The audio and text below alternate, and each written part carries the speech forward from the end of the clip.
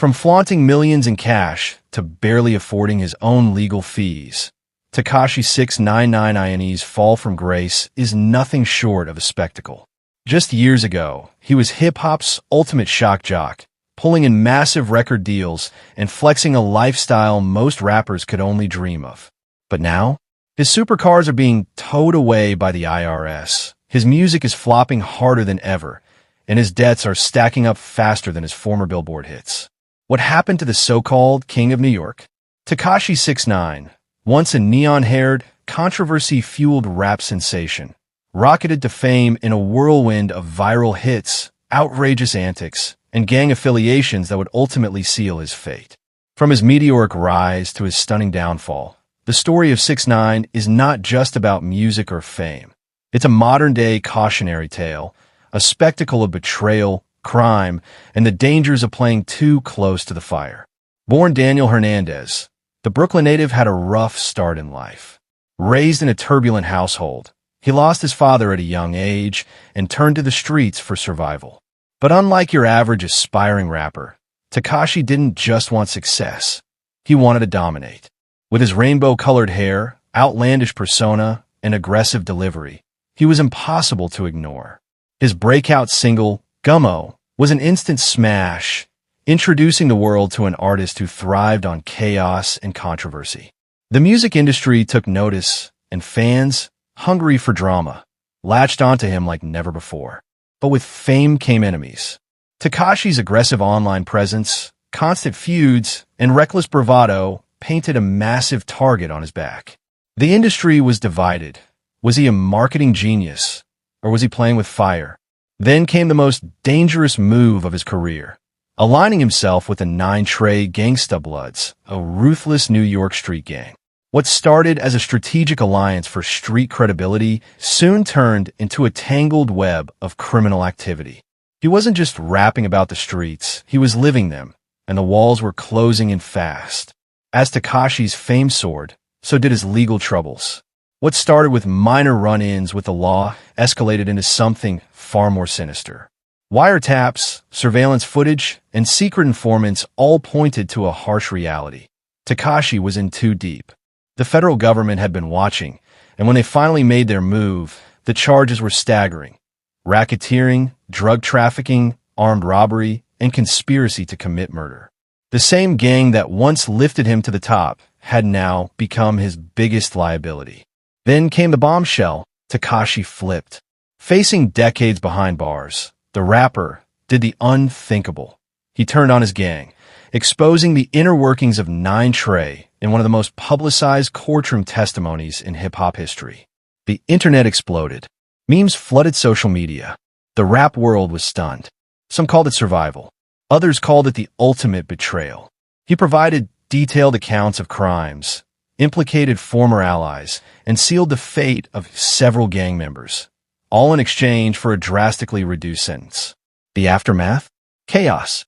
Tekashi 6ix9ine walked free much earlier than expected, but his reputation was in shambles. He tried to stage a comeback, flexing his wealth, flaunting security, and boasting that he was untouchable. But the industry had changed. The streets had not forgotten. He was blackballed from playlists, rejected by former collaborators, and forced into a life where every move had to be calculated for survival. His music, once fueled by authenticity, or at least the illusion of it, now carried the stench of betrayal. Despite his efforts to reclaim the spotlight, the reality was clear. Tekashi 6ix9ine was a shadow of his former self. His numbers dwindled. The shock factor wore off. The drama he once controlled had consumed him. And now, as he drifts further from relevance, one question remains. Was it all worth it? Tekashi played the game, but in the end, did he really win?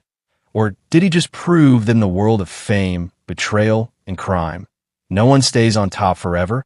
Just a few years ago, Tekashi 6ix9ine was the living, breathing definition of excess. The rainbow-haired rapper went from obscurity to superstardom in record time, stacking Billboard hits, flexing multi-million-dollar deals, and drowning in a lifestyle of fast cars, designer drip, and cold, hard cash. Every post on social media was a testament to his wealth. bricks of cash stack high, custom diamond chains worth more than most people's homes, and an attitude that screamed, "I'm untouchable." But now, that picture of invincibility has completely shattered. The man who once flaunted his fortune for the world to see is now reportedly drowning in debt. His luxury cars? Seized. His stacks of cash? Exposed as props. His music career? Hanging by a thread. And perhaps worst of all, the IRS is coming for whatever scraps he has left. So how did this self-proclaimed king of New York go from living like a rap mogul to financial disaster? This is the real story of Tekashi 6ix9ine's staggering downfall. An unraveling tale of greed, betrayal, and karma catching up in the most brutal way possible. Rewind to 2017. The rap game was already saturated with countless artists trying to make it big. But then came Tekashi 6ix9ine, a character so wild, so reckless, and so unapologetically controversial that he immediately became a viral sensation. His look, unforgettable. His music, aggressive, loud, and undeniably catchy. His marketing strategy, chaos. And it worked.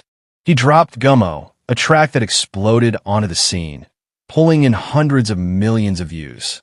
Within months, 6ix9ine was not just another rapper. He was a movement.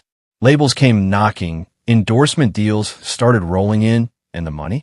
It was pouring like rain. By 2018, he had inked a record-breaking $7.5 million deal. Brands wanted a piece of his rebellious image.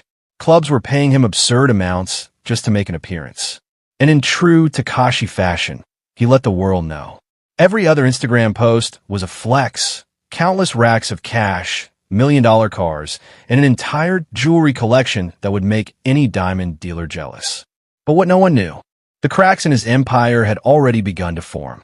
With great wealth comes even greater expenses. And in Tekashi's case, his spending habits were as reckless as his public persona. Every week, he was adding another absurdly expensive piece to his collection. Watches that cost more than most people's lifetime earnings, custom cars that barely left the garage, and parties that reportedly ran up six-figure tabs in a single night. But there was a problem. 6ix9ine was burning through money faster than he was making it. Unlike rap's financial titans, who invest, build businesses, and create generational wealth, Tekashi had one priority: flexing. Then came the legal troubles. By 2019, Tekashi was living a double life. One as a wildly successful artist, and another as a man deeply entangled with the 9 Gangsta Bloods. His street ties weren't just for show. They were the foundation of his brand. But when the feds came knocking, everything unraveled in an instant. The charges? Racketeering, armed robbery, and conspiracy to commit murder. The potential sentence? Life in prison.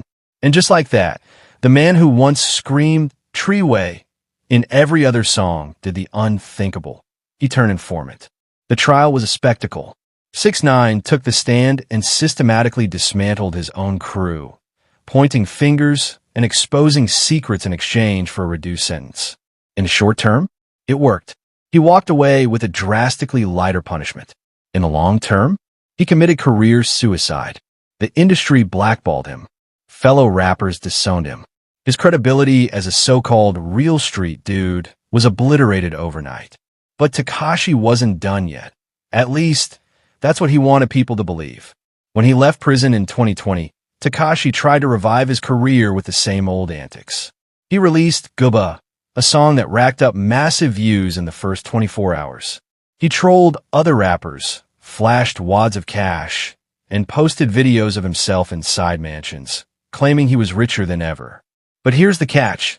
It was all smoke and mirrors. Industry insiders started whispering that his wealth was exaggerated.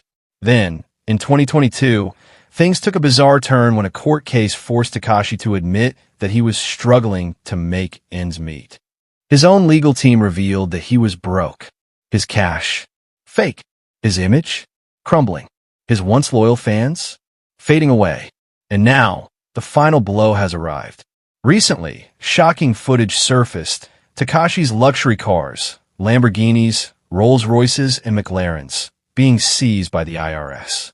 Reports confirmed that he owed millions in unpaid taxes. The man who once threw money in the air like confetti was now watching his possessions being taken away. His latest releases have failed to make an impact, and with mounting legal fees, unpaid debts, and a lifestyle that's finally catching up to him, the future looks bleak for Tekashi 6ix9ine. Will he make another comeback? Or is this truly the end of the road for the once infamous king of controversy? One thing is certain. In the world of hip-hop, no amount of trolling can save you when the money runs out. And for Tekashi, the well has officially run dry.